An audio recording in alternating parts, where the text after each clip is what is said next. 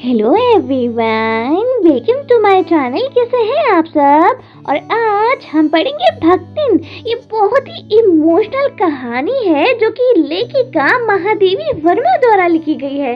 इस कहानी में लेखिका महादेवी वर्मा ने अपनी सेविका भक्तिन के बारे में हमें बताया है। उन्होंने भक्तिन के जीवन के उतार चढ़ाव और उसके व्यवहार और स्वभाव के बारे में हमें बताया है। और उन्होंने ये भी बताया है कि भक्तिन एक ऐसी जुझारू महिला थी जिसने अपने जीवन के संघर्षों से कभी हार नहीं मानी।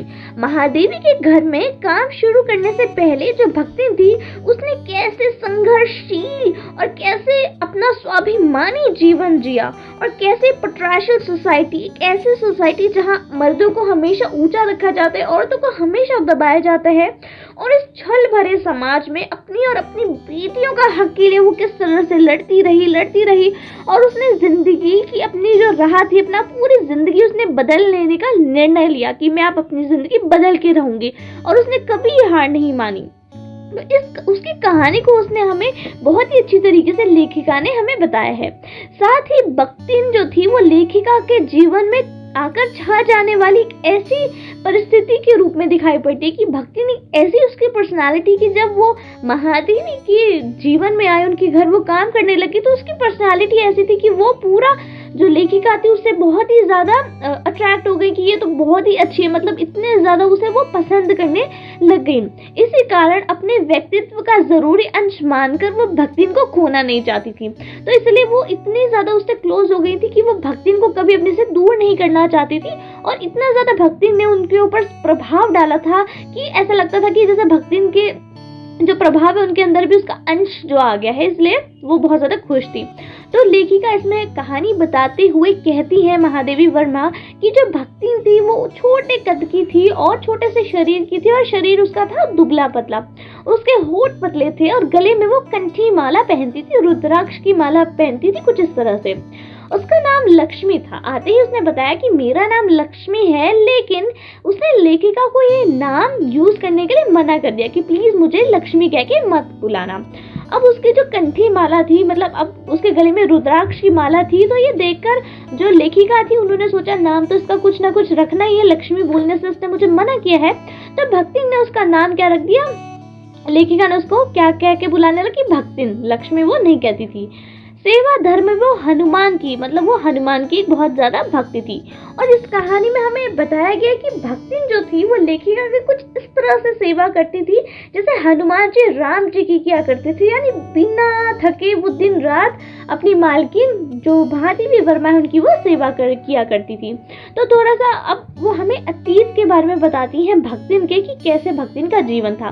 तो वो ये कहती हैं कि भक्तिन जो थी, ऐसा हुआ कि वो जो झूसी गांव में रहने वाली थी, झूसी गांव में ग्वाले होते हैं जो गाय वगैरह पालते हैं, तो उनकी इकलौती बेटी थी भक्तिन।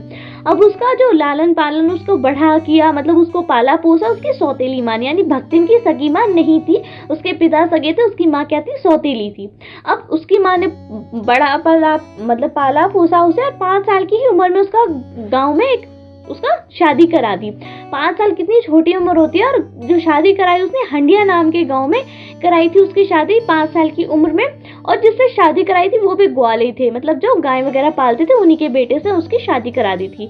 और 9 साल की उम्र में गौना हो गया था, यानी 9 साल की, जब वो 9 साल की हुई भक्तिन तो उसे अपने ससुराल भेज दिया गया था। गौना मतलब जब मायके से ससुराल भेज दिया जाता है शादी के बाद, तो शादी 5 साल की उम्र में हुई थी, गौना यानी ससुराल उसे 9 साल की उम्र में भेज दिया गया। अब क्या हुआ, एक बार क्या हुआ कि भक्तिन की जो पिता माता थी वो ज्यादा कुछ अच्छी नहीं थी और ज्यादा ही अच्छे से नहीं देखभाल करती थी होंगी उसके पिता की। तो उसके जो पिता थे भक्तिन के वो काफी ज्यादा बीमार रहने लग गए, और एक बार क्या हो गया, उसकी जो पिता थे भक्तिन के वो उनकी मौत हो गई। लेकिन जो भक्तिन की सास थी उन्होंने सोचा कि भक्तिन को ना बताया जाए, क्योंकि फिर भक्तिन जो है रोए पीटेगी, और वहां पे जो है रोना पीटना ज्यादा अच्छा अपशगुन माना जाता है कि इतना ज्यादा रोए पीटेगी। तो उन्होंने कहा कि तुम अपने ससुराल, अपनी मायके तुम बहुत ज्यादा दिनों से नहीं गई हो, तो तुम चली जाओ। तो उसको पहनाया उड़ाया, मतलब बनाया, उसे बोला कि तुम चली जाओ, तो वो अपने मायके भक्तिन चली गई। अब जब वो अपने मायके गई और उसने वहां देखा कि मेरे तो पिता है ही नहीं, पिता की मृत्यु हो चुकी है, और माँ जो थी, माँ ने भी अच्छा व्यवहार नहीं करा, ऑफ कोर्स सौतेली माँ थी वो क्यों अच्छा व्यवहार करेगी, वहाँ से बिना पानी पिए ही वो आ गई, क्योंकि उसकी जो माँ थी वो भी गुस्सा करी थी, सौतेली माँ, कि तुम पहले क्यों नहीं आई, तुम्हें नहीं पता था तुम्हारे पापा की डेथ हो गई है। तो कुछ इस तरीके से उसकी जो सौतेली माँ थी उसने गुस्सा किया, तो भक्तिन को बड़ा गुस्सा है, उसने कहा मैं तो यहाँ पानी भी नहीं पीऊंगी, और बिना पानी पिए ही वापस से वो अपने ससुराल चली आ गई। अब वो जब ससुराल अपने घर में आई तो उसने सास को बहुत ही बुरी बुरी सुनाई, खरी खोटी सुनाई, कि तुमने क्यों नहीं बताया कि मेरे पिता की तबीयत खराब है और मैं उनको देख आती हूँ। और पति के ऊपर भी उसने गहने फेंक फेंक कर अपना गुस्सा उसने शांत किया। अब भक्तिन के जीवन में दूसरे भाग में भी उसे सुख नहीं मिला, यानी जब पहला भाग यानी जब वो मायके में थी अपने बचपन में, और दूसरा भाग यानी जब वो ससुराल में थी, तभी भी वहाँ उसको बिल्कुल भी सुख नहीं मिला। उसकी लगातार 3 बेटियां पैदा हुई, और आपको पता है बेटियों को ज़्यादा सम्मान नहीं दिया जाता, हमेशा बेटों की ही चाह होती है। तो उसकी 3 बेटियां थी, तो उसके जो ससुराल में थी उसकी सास और जेठानी उसके साथ अच्छा व्यवहार नहीं करते थे, और जो इस कारण से उसकी जो सास थी, सास के 3 बेटे थे और 3 जेठानियां, जो 3 बेटे थे और 3 बहुएं होंगी, तो बाकी जो 2 बहुएं थे उनके बेटे थे, और खाली भक्तिन की ही बेटियां थी, तो इसलिए उसके साथ अच्छा व्यवहार नहीं किया जाता था।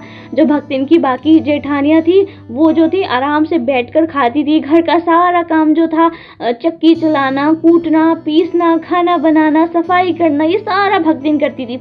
और भक्तिन के साथ साथ भक्तिन की जो बेचारी छोटी छोटी लड़कियां थी ना, उससे भी वो सारा काम कराते थे।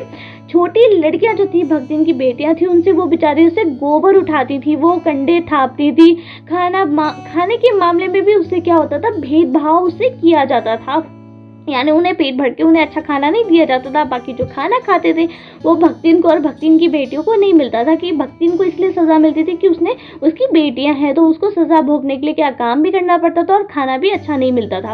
अब भक्तिन की जो जेठानियां थी और जो जेठानियों के लड़के थे वो बहुत बढ़िया बढ़िया खाना खाते थे। वो भात पर सफेद राब, दूध और मलाई खाते थे, और भक्तिन को खाने में काले गुड़ की डली मिलती थी, मट्ठा, और उसकी लड़कियों को सूखे चने और बाजरे की रोटी मिलती थी। इस तरह से भक्तिन की जो सास और जेठानियों का व्यवहार था वो बहुत ही बुरा था, लेकिन भक्तिन के पति का व्यवहार बहुत ही अच्छा था। भक्तिन के पति को पता था कि जो भक्तिन है वो बहुत ही अच्छी महिला है, बहुत ज्यादा काम करती है, और उसके सास ससुर उस पर बहुत ज्यादा अत्याचार करते हैं। तो भक्तिन, भले ही भक्तिन पे इतना अत्याचार होता हो, और भक्तिन इसलिए अत्याचार सहती गई क्योंकि उससे पता था कि उसका पति उसके साथ है, उसका पति उससे प्यार करता है। तो इसी बात को लेकर जब भक्तिन इस चीज को सहन नहीं कर पाई, इतने सारे अत्याचार को अब सहन नहीं कर पा रही थी, तो भक्तिन ने अलग होने का सोचा। उसने सोचा मुझे अपना हिस्सा, अपनी जायदाद ले लेनी चाहिए। तो पति पत्नी ने ये सोचा कि जायदाद अलग होनी चाहिए, और अलग होते समय उन्हें बहुत ही ज्यादा गाय भैंसे, खेत खलिहान और अमराई के पेड़ ठीक ठाक मिल गए, और इतनी मेहनत और मशक्कत के बाद उनके घर में समृद्धि आई और पैसा आया। अब पति जो था, पति ने बड़ी लड़की का जो शादी थी बड़ी धूमधाम से की। इसके बाद जो थी वो उस पति की जो है मौत हो गई 29 साल की उम्र में, यानी 29 साल की उम्र में भक्तिन का जो पति था वो मर गया, और उसके भी 2 बेटियां बची थी जिनकी शादी नहीं हुई थी। अब खैर उनके पास कुछ तो नहीं था, लेकिन भक्तिन के पास इतना ज्यादा पैसा तो था ही जिससे वो अपनी बेटियों का 2 बेटियों की शादी कर सके। अब भक्तिन के पास इतना पैसा, मालो दौलत था, लेकिन उसका पति नहीं था। ये बात उसके ससुराल वालों को चुभने लग गई। वो सोच रहे थे भक्तिन का पति तो है नहीं, अगर हम भक्तिन की शादी किसी अपने रिश्तेदार से करवा दें, दूसरी शादी, तो भक्तिन का सारा माल दौलत, सारा जमीन जायदाद हमें मिल जाएगा। तो इसलिए भक्तिन की संपत्ति, भक्तिन का पैसा देखकर उनके मुंह में पानी आने लग गया। अब उन्होंने कहा भक्तिन से कि तुम दूसरी शादी तुम कर लो, लेकिन भक्तिन ने साफ मना कर दिया। उसने अपने यहाँ तक कि बाल कटवा दिए और गुरु से मंत्र लेकर कांठी बांध, यानी गले में कंठे एक माला पहन ली कि अब मैं कोई भी शादी नहीं करूंगी। और भक्तिन ने अपनी दोनों लड़कियों की शादी भी बहुत अच्छी करा दी, और उसके पति ने एक दामाद चुना था मरने से पहले कि ये दामाद जो है घर जमाई हमारे बन के रहेगा, ताकि तुम्हें ऐसा ना लगे कि घर में कोई मर्द नहीं है, तो आराम से घर में तुम्हारा सारा काम हो जाएगा, तुम्हारे ऊपर कोई हाथ उठाकर नहीं देखेगा। अब बुरी किस्मत ने अभी भी भक्तिन का साथ नहीं छोड़ा था, और भक्तिन का जो दामाद था उसकी मृत्यु हो गई थी। भक्तिन का दामाद मर गया था और भक्तिन की बेटियां विधवा हो गई। अब उसके ससुराल वालों की नजर फिर से भक्तिन की संपत्ति पर थी, भक्तिन की जायदाद पर थी। अब जो भक्तिन का जेठ था उसने सोचा कि अगर हम इस विधवा लड़की की शादी अपने किसी रिश्तेदार से कर देते हैं तो सारी संपत्ति हमारी हो जाएगी।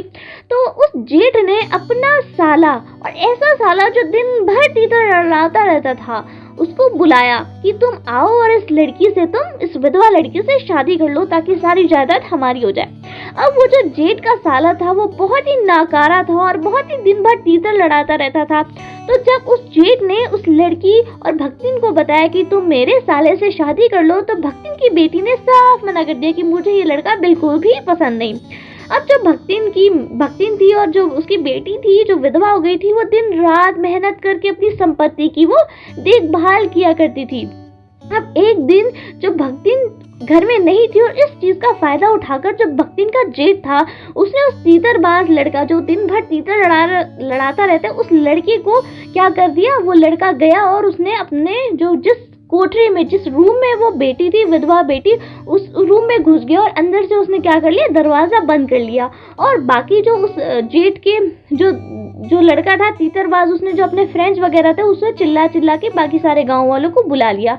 अब वो तो कोठरी में बंद था और उसने सोचा कि अगर मैं कोठरी में इस लड़की के साथ बंद होऊंगा तो गांव वाले हमारी क्या करा देंगे, शादी करा देंगे। अब जो गांव वाले इकट्ठा हो गए और उस टाइम सरपंच भी आ गए। अब लड़की कोई बेवकूफ नहीं थी, लड़की ने उस लड़की को, उस तीतरबाज को खूब धोया, खूब उसकी मरम्मत की, खूब उसकी पिटाई की।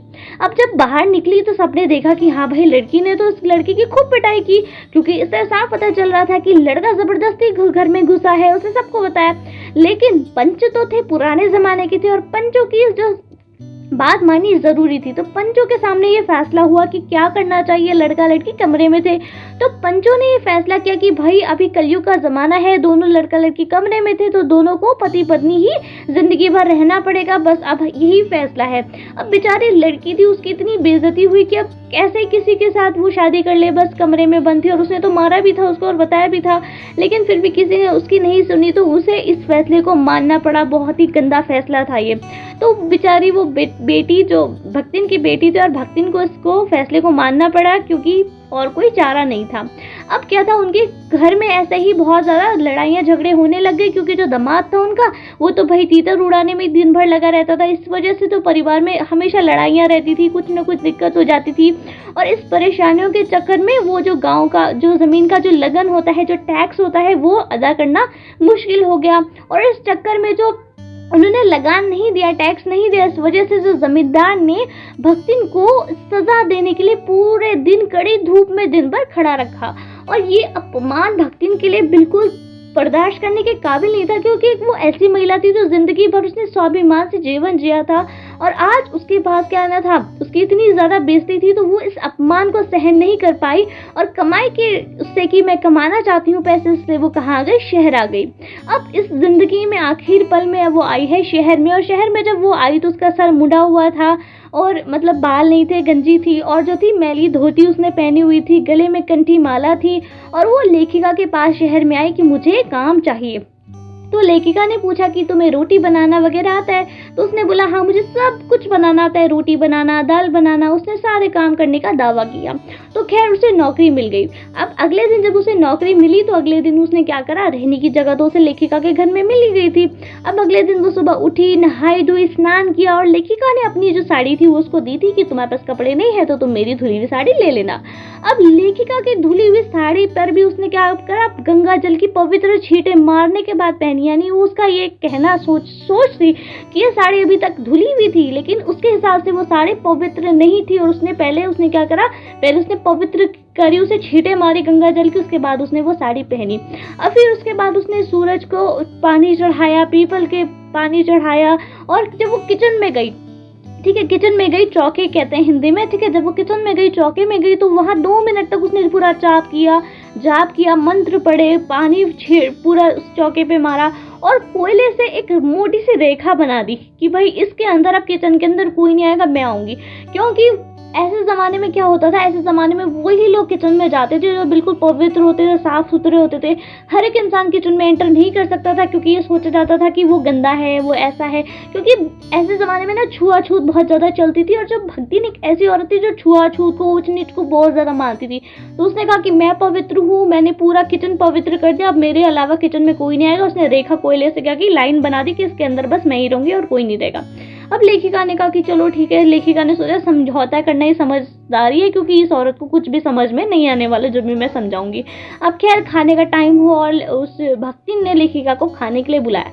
अब खाने के लिए जब लेखिका बैठी तो उसने भक्तिन ने उसे कह दिया 4 मोटी जली जली रोटियां दी, ठीक है, परोसी और दाल भी परोसी, और जो बहुत ही रूखी सूखी दाल थी। अब लेखिका ने टोका कि तुमने इतनी जली रोटियां कैसे बनाई, तो उसने कहा कि अरे ज़्यादा सेकने के चक्कर में ना वो थोड़ी सी ज़्यादा जल गई और थोड़ी कर्री हो गई।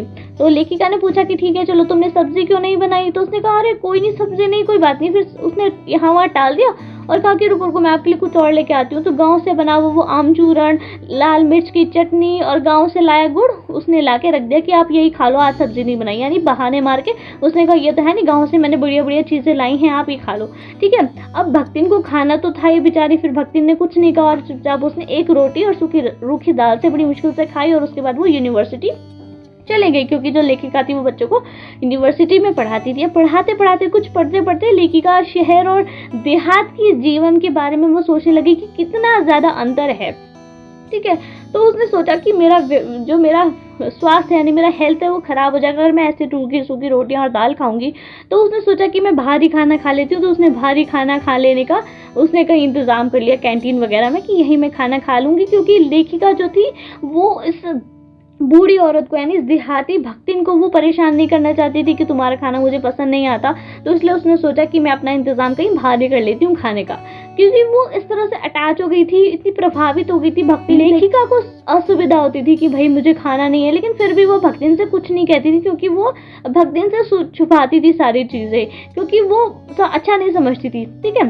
भक्तिन स्वयं को बदल नहीं सकती थी, यानी भक्तिन एक ऐसी औरत थी जो खुद को नहीं बदल सकती थी, दूसरों को वो बदल देगी लेकिन खुद नहीं बदल सकती थी। लेखिका खुद देहाती बन गई थी, लेकिन भक्तिन को शहर की हवा अभी भी नहीं लगी थी। भक्तिन ने लेखिका को शहर का गांव का सारा खाना खाना सिखा दिया था, लेकिन खुद वो कभी शहर का कोई खाना नहीं खाती थी, यहाँ तक कि उसने कभी रसगुल्ला भी नहीं चखा था। उसने लेखिका को अपनी भाषा की बहुत ही सारा कहानियाँ, जो पौराणिक कहानियाँ थी, वो सारी याद करवा दी थी सुना सुना के, लेकिन फिर भी खुद भी वो जी कहना नहीं सीखी थी। यानी जब भी उसे कोई बुलाता था तो गाँव की तरह आए बोलती थी और जी नहीं कहती थी, आए ही बोलती थी वो, और सीखा ही नहीं उसने, कोई कितना भी टोके उसे बदलना नहीं था। यानी भक्ति पूरी दुनिया को बदल सकती थी, लेकिन खुद भक्ति नहीं बदलती थी। सबको वो अपने रंग में रंग लेती थी, लेकिन दूसरों के रंग में वो नहीं रखती थी। ऐसा नहीं था खैर कि भक्ति में कुछ कमियां ना हो, क्योंकि कमियां सब में होती हैं, कोई परफेक्ट नहीं होता। तो भक्ति में एक बहुत ही बुरी आदत थी कि वो इधर उधर पड़े हुए पैसे को किसी मटके में छुपा कर रख देती थी, और वो कहती थी इसमें कोई बुरा मानने वाली बात नहीं। जब वो मालकिन पूछती थी कि मेरे पैसे कहाँ है, तो वो कहती थी कि ये तो मेरा ही घर ठहरा, पैसे रुपए जो इधर उधर पड़े थे वो मैंने देखा और मैंने संभाल कर रख दिया, ये क्या चोरी है? ये चोरी थोड़ी है। जब मेरे को जरूरत होगी पैसों की, आपको जरूरत होगी तो मैं निकाल के दे दूंगी। यानी मतलब कि जो भी पैसा होता था पड़ा वड़ा उसे सब निकाल के वो क्या कर देती थी, अपने कोई मटकी में छुपा के वो रख देती थी। जब उससे पूछा जाता था कि तुमने ऐसा क्यों करा, तो कहती थी यार ये तो मेरा अपना घर है, कोई चोरी थोड़ी है, या मतलब चोरी को वो चोरी नहीं, अपनी इस तरह से वो बातें घुमा देती थी कि कोई उससे लड़ नहीं सकता था बातों में। तो मालकिन को हर खुश करने के लिए वो हर एक बात को वो बदल देती थी। वो इस घर को ऐसा नहीं समझती थी कि वो नौकरानी है या वो सेविका है, वो समझती थी कि ये मेरा अपना घर है, इसलिए वो चोरी को चोरी नहीं समझती थी और हर चीज़ को अपने तरीके से वो मनवाने की कोशिश करती थी। और मालकिन को खुश करने के लिए वो कुछ भी कर सकती थी, यानी बहुत ही खतरनाक तर्क देती थी कि कोई उससे कुछ जीत नहीं सकता था उसकी बातों में। अब वो खुद तो पढ़ी लिखी नहीं थी, लेकिन जब उसकी मालकिन ने कहा कि अभी जो सबको सैलरी मिलेगी, जो पगार मिलेगी वो साइन करने के बाद ही मैं दूंगी, लेकिन भक्ति ने कहने से बिल्कुल मना कर दिया कि नहीं, मैं हस्ताक्षर साइन करना मैं बिल्कुल नहीं सीखूंगी। फिर मालकिन ने जब पूछा लेखिका ने कि क्यों नहीं सीखना चाहती तुम, तो उसने ये बोला कि अरे अगर आप ही दिन रात पढ़ती रहती हो सारी किताबें और आपकी तरह मैं भी दिन रात पढ़ती रहूंगी तो भाई सारे पढ़े लिखे हो जाएंगे, तो फिर ये घर का काम कौन करेगा। भक्तिन अपनी मालकिन को बहुत ही ऊंचा दर्जा देती थी। वो ये सोचती थी कि उसकी मालकिन सबसे ज़्यादा समझदार, सबसे ज़्यादा बुद्धिमान है और उसकी मालकिन जैसा बुद्धिमान और समझदार कोई नहीं है। जब एक बार क्या हुआ, जब उस लेखिका के यूनिवर्सिटी में एग्जाम्स थे और एग्जाम्स थे तो वो आंसर शीट्स को चेक करने के लिए ढेर सारे बंडल्स अपने घर में ले आई। ऑफ कोर्स अब वो टीचर, वो लेक्चरर थी यूनिवर्सिटी की, तो एग्जाम्स की जो आंसर शीट्स थी वो उन्हें चेक करनी थी। अब भक्ति ने कहा ये काम तो इतना मुश्किल है कि कोई भी हमारी लेखिका की हेल्प नहीं कर रहा, तो इससे साबित होता है कि ये कितना महान काम करती है, ऐसा काम जो कोई नहीं कर सकता। तो फिर भक्ति छोटा मोटा काम अपनी लेखिका का कर दिया करती थी, जैसे कभी वो आंसर शीट्स को बांध कर साइड रख देती थी, कभी इंक पॉट में इंक भर देती थी और छोटा छोटा ऐसे ही काम इधर से उधर वो करती रहती थी ताकि उनकी मालकिन की हेल्प हो सके। यानी वो अपनी मालकिन को सोचती थी कि इतना डिफिकल्ट ये काम करें तो मैं थोड़ा सा काम कर देती हूँ। अब वो इतनी इंटेलिजेंट है और जब वो खुद इतना छोटा छोटा सा काम करती थी तो वो खुद भी अपने आप को इंटेलिजेंट समझने लगती थी कि मैं बाकी ज़्यादा अन्य व्यक्तियों से अधिक बुद्धिमान हूँ, क्योंकि मैं अपनी इतनी समझदार बुद्धिमान लेखिका की हेल्प कर रही हूँ। और खुश होती थी जब लेखिका कोई अपनी बुक पब्लिश करती थी तो वो बहुत ही ज़्यादा खुश होती थी, बहुत ही खुश होती थी। और जब लेखिका जो है वो भी दिल से उसका शुक्रिया करती थी, क्योंकि लेखिका सोचती है कि वो उसके लिए बहुत ज़रूरी है। कई बार क्या होता है, लेखिका काम के चक्कर में वो बैठे बैठे रात रात तक काम करती रहती थी और जब भक्ति उसे खाना खाने के लिए बार बार बुलाती थी तो वो खाना खाने के लिए नहीं आ पाती थी और बैठे बैठे वो काम ही करती रहती थी। तो हार कर भक्ति जब के बुलाने पर भी लेखिका नहीं आती थी तो भक्तिन वहीं पर उसे कभी दूध का शरबत, कभी तुलसी की चाय और कुछ कुछ छोटा मोटा खिलाने के लिए दे देती थी ताकि उसकी जो मालकिन है उन्हें भूख ना लगे और वो अपना काम करती रहे। तो भक्तिन में गजब का सेवा भाव था, वो इतना ज़्यादा उनकी हेल्प करती थी। जब रातों रात उसकी जो मालकिन थी वो काम करती रहती थी तो भक्तिन नहीं सोती थी। भक्तिन जो थी वहीं पे चटाई बिछा के बैठी रहती थी और जागती रहती थी जब तक कि उसकी मालकिन उठ के सो न जाए, तब तक वो बैठी रहती थी और मालकिन के साथ ही सोती थी। तो भक्तिन जो थी इतनी ज़्यादा हेल्प करती थी, यानी जो भक्तिन थी वो लेखिका के जागने से पहले जागती थी और लेखिका के बाद सोती थी। बद्री केदार की पहाड़ियाँ, तंग पहाड़ियों रास्ते पर वो लेखिका से आगे ही चलती थी, हमेशा लेखिका से आगे ही रहती थी, हमेशा उनकी हेल्प करती थी। जो लेखिका है वो भक्तिन को छाया के समान समझती थी, क्योंकि एक छाया की तरह वो उसको प्रोटेक्ट करती थी भक्तिन। अब जब भारत में स्वतंत्रता संग्राम यानी आज़ादी की लड़ाई हुई तो बहुत ज़्यादा लोग डरे हुए थे। तो उस समय भक्तिन के जो बेटी दामाद था उन्होंने कहा कि भक्तिन से कि तुम आके हमारे पास रह लो, लेकिन भक्तिन ने कहा नहीं, मैं अपनी लेखिका को, अपनी मालकिन को छोड़ के मैं नहीं जाऊंगी। तो वो अपनी मालकिन के साथ ही रहने लग गई। अब लेखिका की वो हर समय वो लेखिका को मनाती रहती है कि प्लीज़ तुम मेरे साथ गांव चलो, मेरी बेटी दामाद के साथ, वहाँ तुम सुरक्षित रहोगी। यहाँ तक कि वो अपने पैसे भी देना चाहती थी कि मैं तुम्हारे आराम का सारा प्रबंध मैं वहाँ पे मैं कर दूंगी, मतलब तुम्हें ज़रा सी दिक्कत नहीं होगी। यानी अपनी जो पूंजी, अपना जो छोटा मोटा पैसा उसने जमा किया था वो भी वो लगाने के लिए तैयार थी, दांव पे लगाने के लिए तैयार थी अपनी मालकिन के लिए। तो इतना ज़्यादा प्यार करती थी। लेकिन लेखिका का मानना यही था कि उन दोनों के बीच में कभी स्वामी और सेवक का यानी नौकर और मालिक का संबंध कभी नहीं था। और इस बार क्या हुआ, जब बहुत ज़्यादा लड़ाई बढ़ी, बहुत ज़्यादा स्वतंत्रता संग्राम बढ़ने लग गया, तो लेखिका क्योंकि स्वतंत्रता संग्राम में भाग लेती थी तो भक्तिन को बहुत ज़्यादा जेल से डर लगता था कि कहीं मेरी मालकिन को जेल में ना डाल दे, क्योंकि उस टाइम अंग्रेज़ों का राज था। और वो जो भक्तिन थी, भक्तिन की जो मालकिन थी लेखिका, वो स्वतंत्रता संग्राम में भाग लेती थी। तो कई बार ऐसा होता था कि उन्हें कहीं जेल ना जाना पड़े, तो इसलिए भक्तिन बहुत ज़्यादा जेल से डरती थी। लेकिन उसने ये भी कहा था कि अगर आप जेल जाओगी कभी तो मैं भी आपके साथ जेल में जाऊंगी आपकी सेवा करने के लिए। यानी मतलब जेल से वो डरती थी लेकिन फिर भी अपनी मालकिन के लिए वो जेल जाना पसंद करेगी, इतना ज़्यादा वो प्यार अपनी मालकिन को करती थी। तो आखिर में वो यही कहते हैं कि भक्तिन और मेरे बीच में कभी सेवक स्वामी का संबंध नहीं है। ये कहना मतलब बहुत ही गलत है, जैसे कि सेवक स्वामी का संबंध हमारे बीच में बिल्कुल है ही नहीं। ये कहना उतना ही गलत है जैसे हमारे घर में बारी बारी से आने वाली अंधेरे और उजाले और आंगन में खिलने वाले गुलाब और आम को हम सेवक कहना। आम को क्या हम सेवक कह सकते हैं? हमारे जो हमारे रोज़ रोशनी और अंधेरा आता है और हमारे गांव में हमारे आंगन में फूल खिलते हैं, तो इसको हम नौकर नहीं कहते। जैसे ये सारी चीज़ें हमें सुख देती हैं, हमें आराम देती हैं और हमारे जीवन के लिए ज़रूरी है, हमें छाया देती हैं, उसी तरीके से जो भक्तिन है वो मेरी ज़िंदगी में है, उसका अस्तित्व मेरी ज़िंदगी में है, तो उसे नौकर और मालिक में कभी नहीं कह सकती, वो मेरे लिए एकदम अटूट है।